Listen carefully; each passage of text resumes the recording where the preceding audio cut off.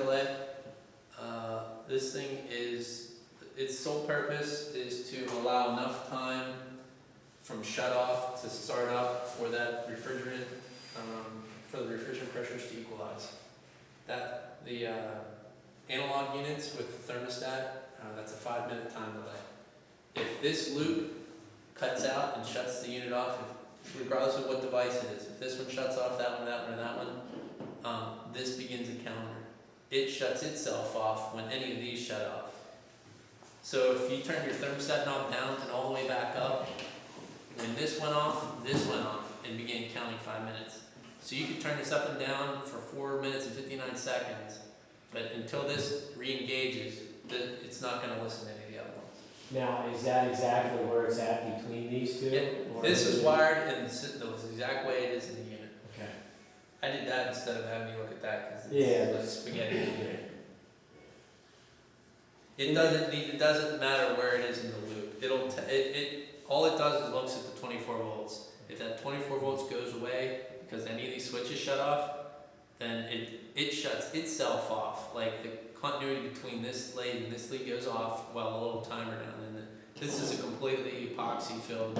There's no troubleshooting that other than to swap it out and try new one. Now, What you'll get with those if they start to go what we'll get with those if they start to be bad is random starting and stopping. The customer will say, I have a thermostat turned all the way up and my water is 75 degrees, why isn't it coming on?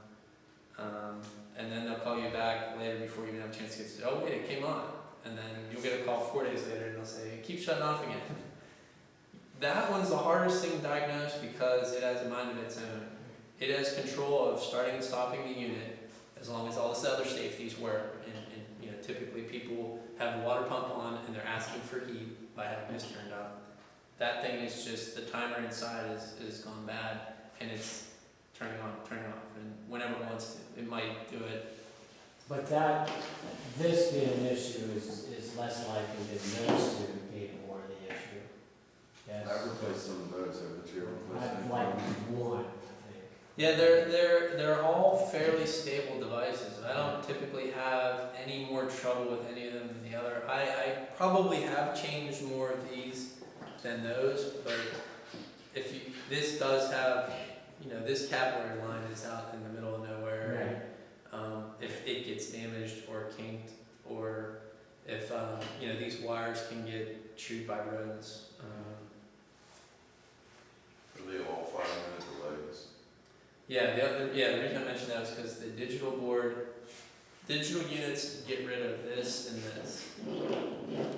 The temperature is controlled by the board and a sensor, and it has a 5-minute timer built into the software. Now, I'm sorry, it's a 4-minute timer. you shut the thermostat off, okay, over your looking here. That starts your 5 minutes here. Yeah, Now, if you turn this back on, and that is not gonna close, and say you do something for a minute, you shut it off again, does the 5 minutes start over again? no, it's a delay on break.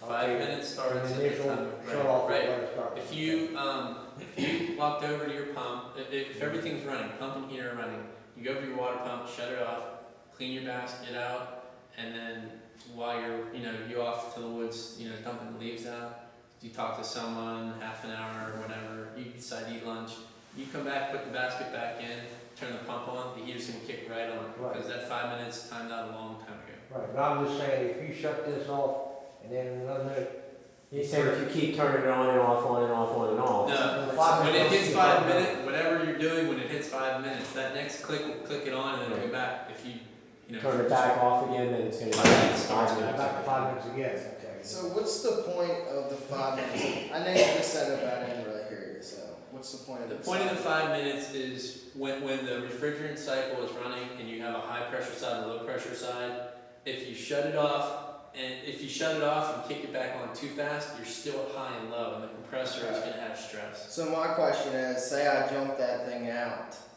what You kind of don't wanna damage keep- is going to do that? Like, I mean, if Now- I'm not now- shutting it off and turning it back on. Instead of this device protecting the compressor, now it has to be used protecting the compressor.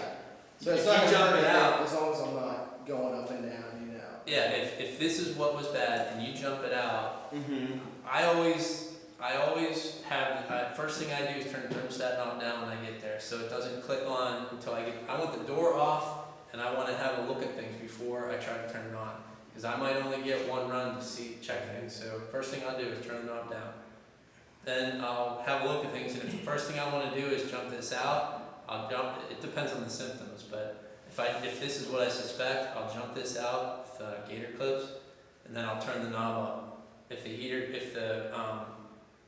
kicks on, I'll look at my gauges, and if the gauges are good and everything's running fine, then I'm okay. But I can't walk away, because if there's something in here, if it's low refrigerant or something that's turning it off, and I'm in the van and it kicks off, as soon as the pressure rises, it's going to try to kick back on again. So I'll run it and then I'll turn the knob back down.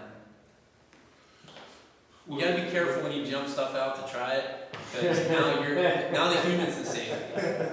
You're getting rid of whatever's been protecting the heater the whole time. You could pull your load side off your contact and play with that. Well, what I'm gonna show you is with the multimeter. With the multimeter, you'll be able to look at each of these devices, and you'll know what's keeping it from running before you even try to run anything. You're gonna just go through the loop with the 24 volts. and Yeah, see right when now, I the just wanna 24 make sure you volts know stops. how this heater's running. That's it. And then we'll go through a couple ideas on, what's causing it to go bad. I think that's it for 24 volt. I didn't draw